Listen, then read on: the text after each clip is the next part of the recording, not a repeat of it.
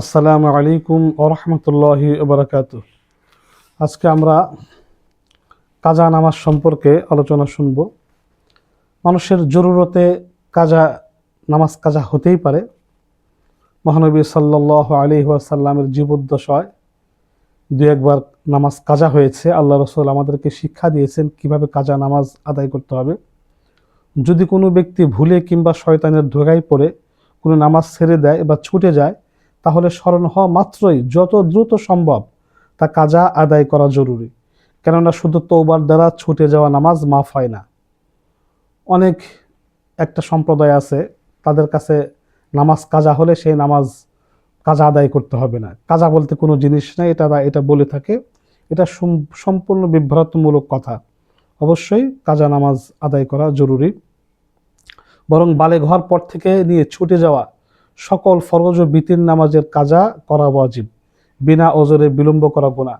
যদি কোনো ব্যক্তি বিনা ওজরে কাজা নামাজ আদায় করতে দেরি করে এবং আদায় করবে করে মৃত্যু হয়ে যায়, তাহলে তার দুই প্রকার গুনাহ।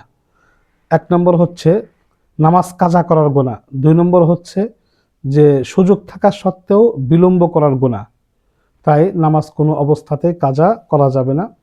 কাজা দুই প্রকার। একটা হলো সাহেবে তারতিব, অর্থাৎ 5 ওয়াক্ত বা 5 ওয়াক্তের নিচে যাদের নামাজ রয়েছে তাদেরকে সাহেবে তারতিব কাজা বলে।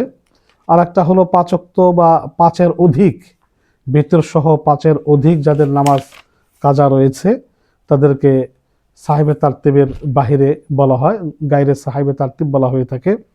যাদের উমরি কাজা আদায় করা জরুরি। যাই হোক, মহানবী সাল্লাল্লাহু আলাইহি ওয়াসাল্লাম তারও নামাজ, আল্লাহ রসুলের নামাজ কাজা হয়েছে। আল্লাহ রসুল আমাদেরকে শিক্ষা দিয়েছেন কাজা নামাজ কিভাবে আদায় করতে হবে।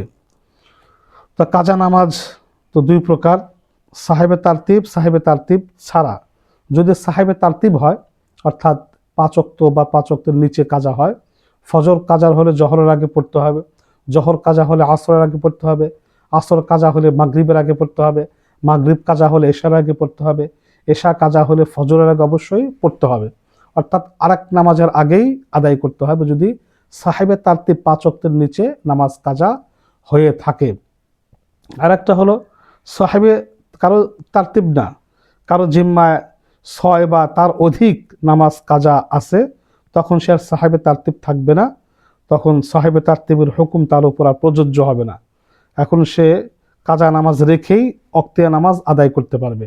আর সাহেবে তারতিব থাকলে, কাজা নামাজ থাকলে অক্তিয়া নামাজ আদায় করা তার উচিত হবে না।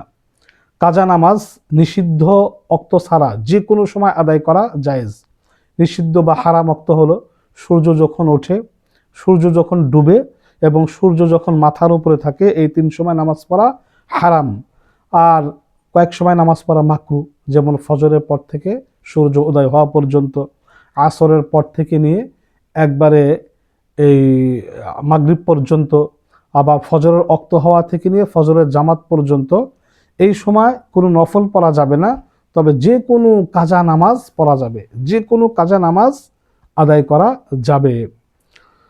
হায়েজ অবস্থায় যদি কারো নামাজ কাজা হয়, হায়েজ নেফাস অবস্থায়, তাহলে সেই নামাজের কাজা সেই মহিলার উপরে আদায় করতে হবে না। কিন্তু রোজা কাজাই হলে, রোজা যদি কাজা হয়, পরবর্তীতে সে কাজা আদায় করে দিতে হবে, কিন্তু নামাজের কোনো কাজা নাই।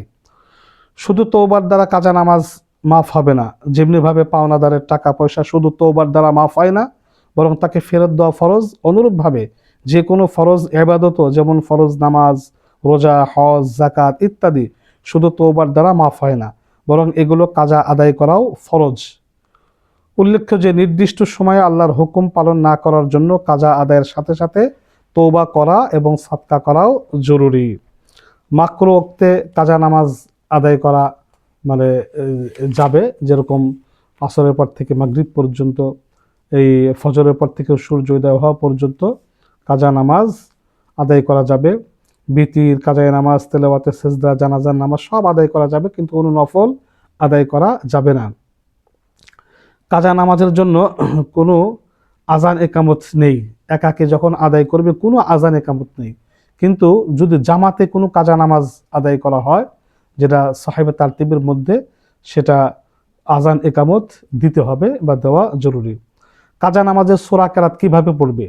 কাজা নামাজের সূরা কেরাত যদি এই ফজর, মাগরিব, ঈশার নামাজ হয়, রাতে আদায় করে, তাহলে উচ্চ স্বরে সূরা কেরাত পড়বে। আর যদি এই নামাজগুলো দিনের বেলায় আদায় করে, তাহলে সূরা কেরাত আস্তে আস্তে পড়বে। কাজা নামাজের নিয়ত, কাজা নামাজের নিয়ত যে আমি এই কাজা নামাজ আদায় করছি। আমি যদি সাহেবে তারতিব হয়, আমি জহরের কাজা আদায় করছি, আসরের কাজা আদায় করছি, আজকের ফজরের কাজা আদায় করছি, আজকের মাগরিবের কাজা আদায় করছি, এইভাবে নিয়ত করা।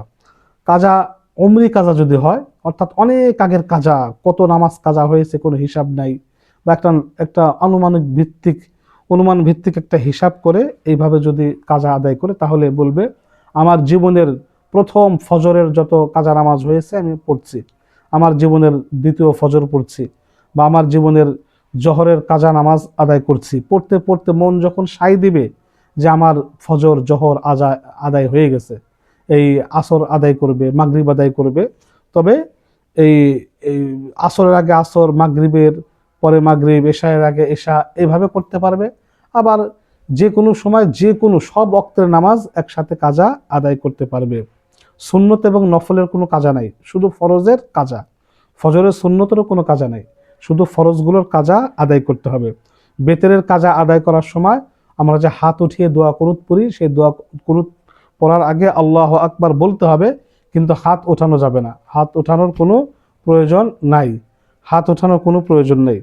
কাজা নামাজ গোপনে আদায় করা উত্তম, কারণ নামাজ না পড়া গুনাহ, নামাজ না পড়া যেরকম গুনাহ, তদ্রূপ নামাজ এই গুনার কথা প্রকাশ করাও গুনাহ, গুনার কথা প্রকাশ করাও গুনাহ, যাতে মানুষ বুঝতে না পারে, এই জন্য কাজা নামাজ গোপনে আদায় করা।